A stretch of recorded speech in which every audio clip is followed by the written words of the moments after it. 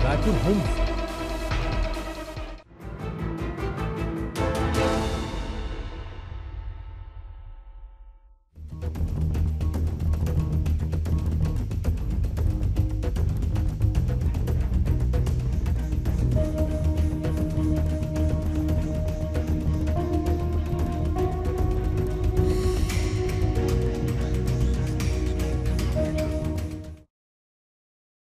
नमस्कार, आप देख रहे हैं हमारा खास कार्यक्रम बिग स्टोरी। मैं हूं आपके साथ प्रथा शर्मा। तो एशियन न्यूज की बिग स्टोरी के साथ हम एक बार फिर से आपके बीच हाजिर हैं। इस सप्ताह हमारी चर्चा का मुख्य विषय है बेजा कब्जा, जिससे प्रदेश ही नहीं देश के अधिकांश लोग प्रभावित हैं। सिलसिलेवार पड़ताल की आज दूसरी कड़ी है, जिसमें छत्तीसगढ़ की न्यायधानी बिलासपुर के हाल का हम जायजा लेंगे। शहर के करदाताओं और अधिकृत लोग जो माफियाओं और बेजा कब्जाधारियों की हरकतों से हलाकान हैं, उनकी परेशानियों का समाधान निकालने की इस मुहिम में मैं हूं आपके साथ प्रथा शर्मा। तो आइए शुरू करते हैं सप्ताह की बिग स्टोरी का ये दूसरा चैप्टर।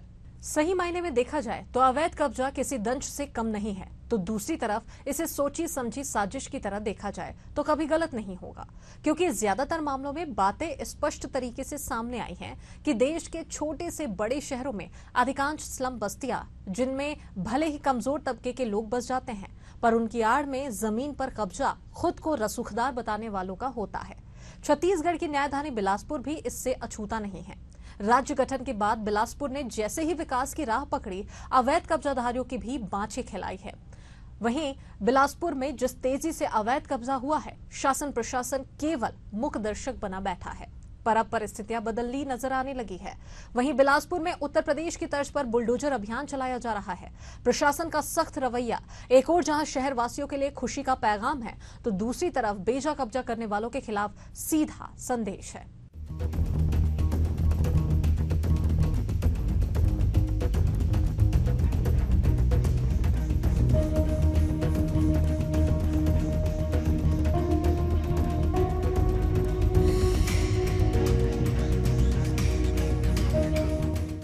दो राय नहीं कि पूर्व में किसी भी नगर की बसाहट को लेकर योजनाएं नहीं हुआ करती थी, जिसकी वजह से आज के बड़े शहरों में भी एकरूपता नजर नहीं आती। लेकिन समय के साथ नगरीय सरकार को शहरों की बसाहट की जिम्मेदारी सौंपी गई है। उम्मीद थी कि कराधान के माध्यम से होने वाली आय को सही तरह से उपयोग कर शहरों के सौंदर्य पर ध्यान दिया जाएगा, बुनियादी सुविधाओं को विकसित करने में आसानी होगी, शासकीय जमीनों का उचित उपयोग हो पाएगा। लेकिन इन सब सोच के विपरीत शहरों में माफियाओं ने दबदबा बना लिया, बेशकीमती जमीनों पर अवैध कब्जा कर लिया, जिसके लिए गरीब तबके के लोगों का इस्तेमाल करने में भी परहेज नहीं किया गया। ऐसे में शासन प्रशासन के सामने संकट की स्थिति का आना स्वाभाविक है। हालांकि बिलासपुर में निगम प्रशासन ने समय अंतराल के बाद ही सही पर हिमाकत की है। बेजा कब्जा के खिलाफ न्यायधानी में बुलडोजर अभियान माफियाओं के खिलाफ हड़कंप से कम नहीं है।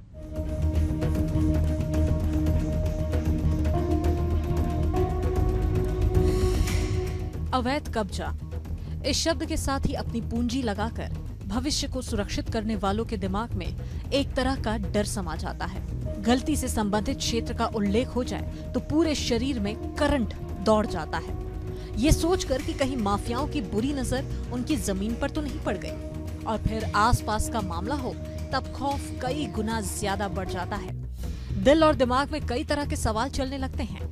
कई मामलों में सदमे की स्थिति का भी सामना करना पड़ जाता है, क्योंकि ज्यादातर लोग अनावश्यक के विवादों में नहीं पड़ना चाहते, जबकि अवैध कब्जा करने की मंशा रखने वाले जबरदस्ती की उलझने पैदा कर विवाद को जन्म देकर अपने मंसूबे को पूरा करने का जुगाड़ बना लेते हैं।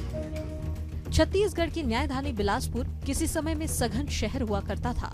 तब क्षेत्रफल के नजरिए से जिला तो काफी बड़ा था, लेकिन शहर की आबादी कम थी। समय के साथ बिलासपुर की बसाहट बढ़ती गई, शहर के खाली जगहों पर इमारतें तनती चली गई। इस बीच कब्जाधारियों ने मौके का जमकर फायदा उठाया और निजी के साथ सरकारी जगहों पर बेजा कब्जा की जैसे रेल ही चल गई। आलम यह था कि बिलासपुर सिटी के अधिकांश हिस्सों पर बेजा कब्जा हो गया। ऐसा भी नहीं था कि इसकी जानकारी प्रशासन को नहीं थी, लेकिन तब अवैध कब्जे के खिलाफ ध्यान नहीं दिया गया, जिसकी वजह से बिलासपुर शहर का बड़ा हिस्सा अवैध कब्जे का शिकार होता चला गया। राज्य गठन के बाद बिलासपुर में अवैध कब्जा के मामलों में बाढ़ सी आ गई। जितनी तेजी से शहर को विकसित करने की कोशिश हो रही थी, उसके मुकाबले अवैध कब्जाधारियों की तादाद कहीं ज्यादा तेजी से बढ़ती गई। आलम यह है कि शहर में बेजा कब्जा की वजह से विकास की गति रुक गई।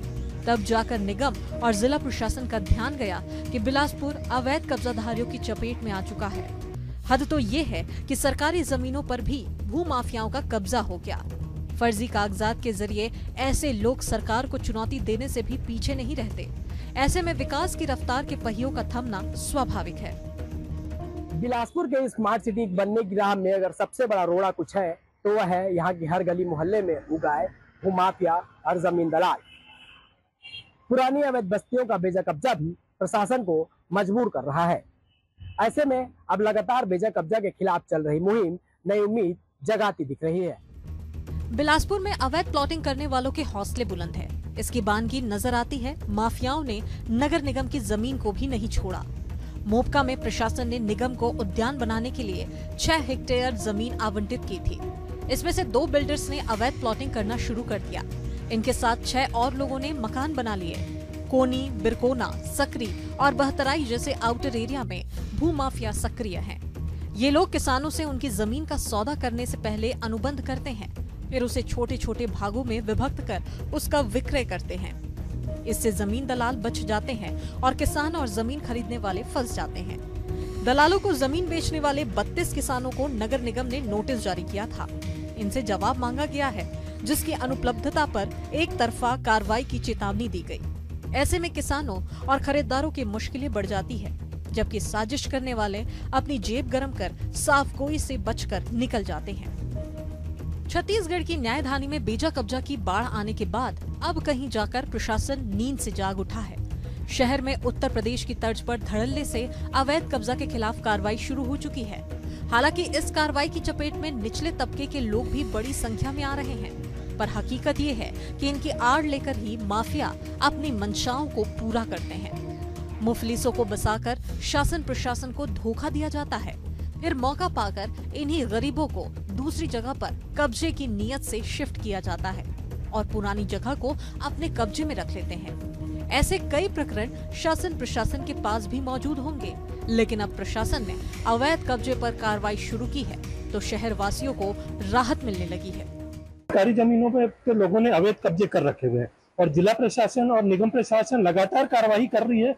कुछ मामलों में कोर्ट के स्टे हैं जिससे निगम और प्रशासन रुकी हुई है, लेकिन जैसे ही कोर्ट से उनके निर्णय हो रहे हैं और वे जनहित में अपने काम लेते हुए उन अवैध कब्जों को तोड़ते जा रहे हैं। लेकिन बरसात का जिस हिसाब से मौसम है, अवैध कब्जेधारियों के लिए भी एक गलत प्रयास है कि उनके लिए भी एक जीवन यापन में या पुनर्स्थापन में उनको भी दिक्कत आती है। तो निगम प्रशासन या जिला प्रशासन ये कार्रवाई करे कि बरसात के दिनों को छोड़ के उन पर कार्रवाई कर सके। कब्जे जो हो चुके हैं उनके लिए उठाना भी एक बड़ी समस्या है। कई लोग ऐसे हैं कि वर्षों से उस पर जमे हुए हैं। निगम के लिए वो भी एक बड़ा काम है कि उनको उठाना। इससे और जनहित में आज रोड पे ट्रैफिक की सबसे बड़ी समस्या है और स्मार्ट सिटी बनने की ओर अग्रसर है और लोग अवैध कब्जे करते जा रहे हैं। निगम के लिए एक सबसे बड़ा सिरदर्द है कि जो अवैध कब्जे उनको उठाने की। सही है, लेकिन 10 साल पीछे चल रहा है शहर। जो काम 10 साल पहले होना चाहिए था और राजनीतिक कारण से 10 साल स्लो कर रहे हैं। अभी भी मतलब 35-40% ही काम कर पा रहे हैं लोग बेजे कब्जे में, जब कम से कम 70-75% बेजे कब्जे हटाने चाहिए। 30 तो खैर नहीं हटा पाएंगे ये, इस कारण ये शहर थोड़ा पीछे चल रहा है। क्या वजह है कि इतने सालों तक ये कब्जे में था? क्या किसी का ध्यान नहीं था? क्या निगम को ध्यान सब था, इच्छा शक्ति नहीं थी नेताओं की, ऑफिसरों की। ऑफिसरों को तो खैर बोलना ही बेकार है, जब तक ऊपर से दबाव ना हो तो कर ही नहीं पाएंगे।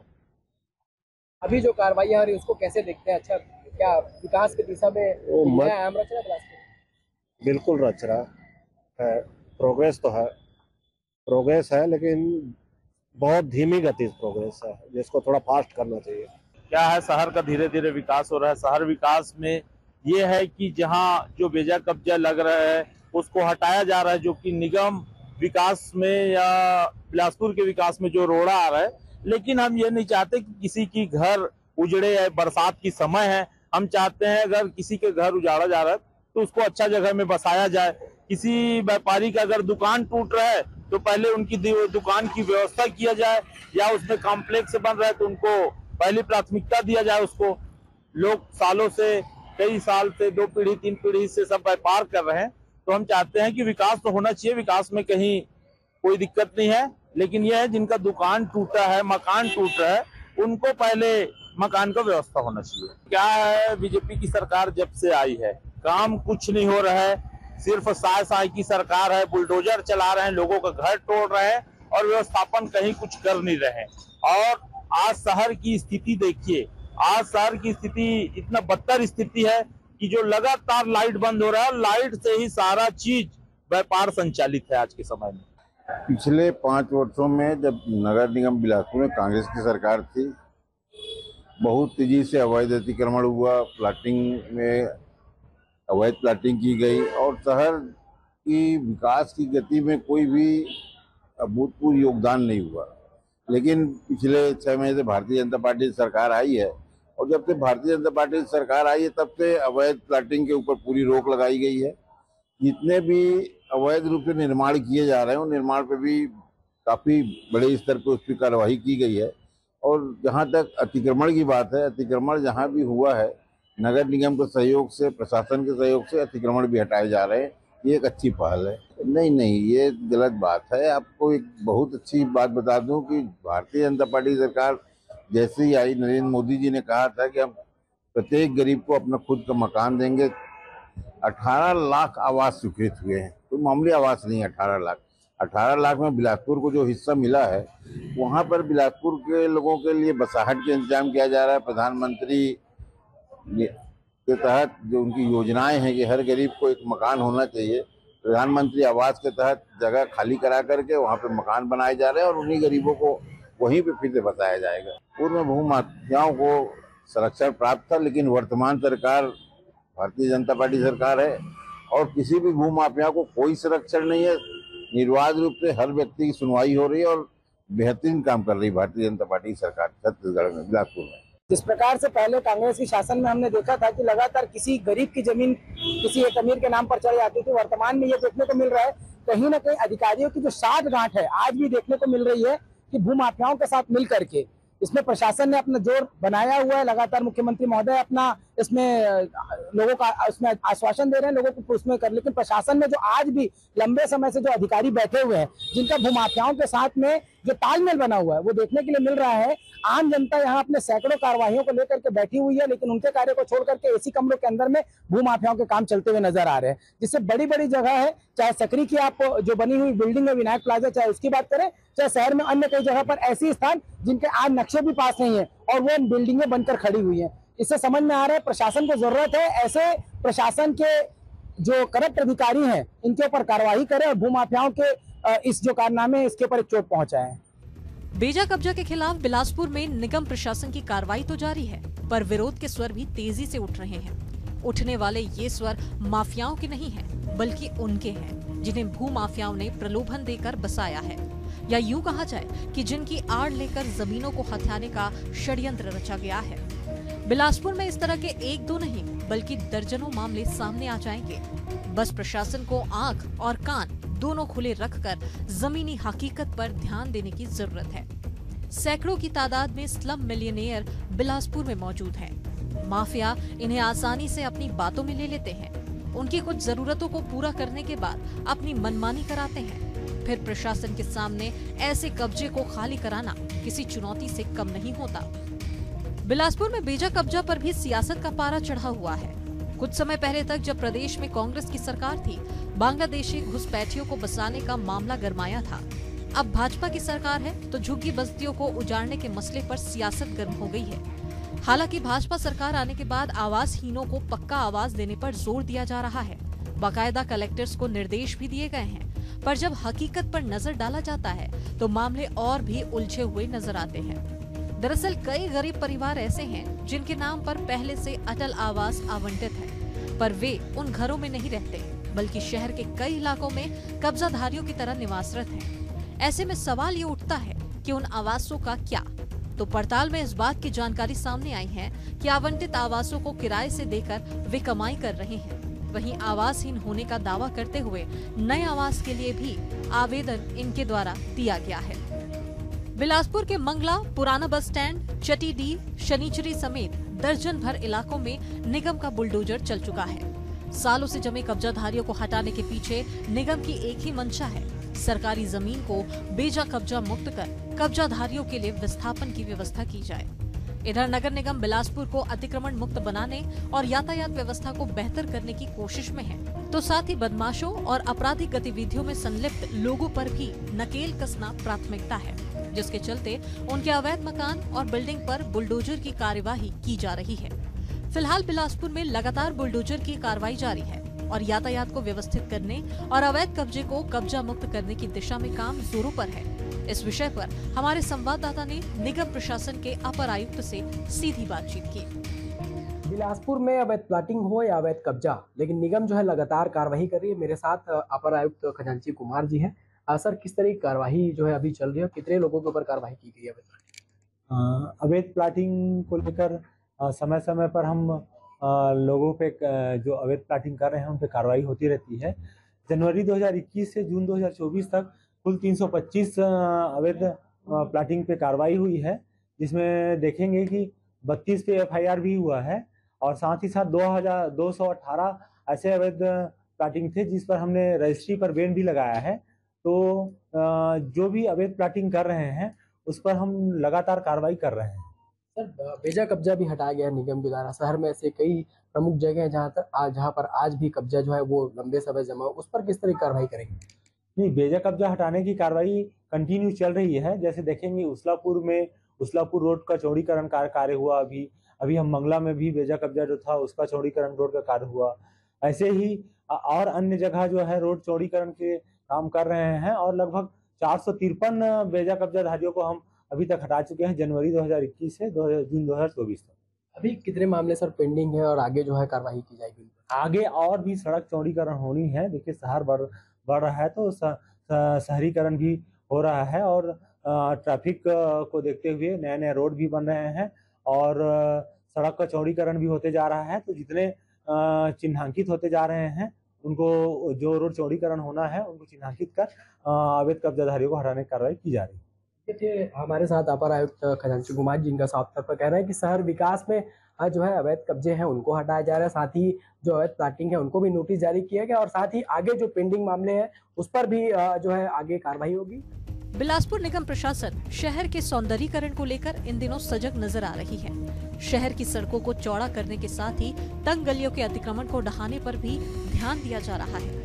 निगम अफसरों की माने तो जनवरी 2021 से जून 2024 के बीच कुल 453 अवैध कब्जे पर एक्शन हुआ है। साथ ही सड़कों पर दुकान लगाया करते थे उनको हटाया गया है, जिसमें प्रमुख रूप से मंगला से उस्लापुर रोड चौड़ीकरण किया गया है। इसके अलावा पुराने बस स्टैंड रोड पर 70 से 80 दुकानों को तोड़ा गया है, तो चाटीडीह में भी 1140 मकानों को ढाया गया है। इन कार्रवाइयों को फिलहाल रोके जाने पर निगम प्रशासन ने साफ तौर पर इनकार कर दिया। निगम की इन कार्रवाई के बाद जमीन माफिया, अवैध प्लॉटिंग, अवैध मकान समेत कब्जाधारियों में हड़कंप मचा हुआ है। लेकिन सवाल है कि आखिर कब तक?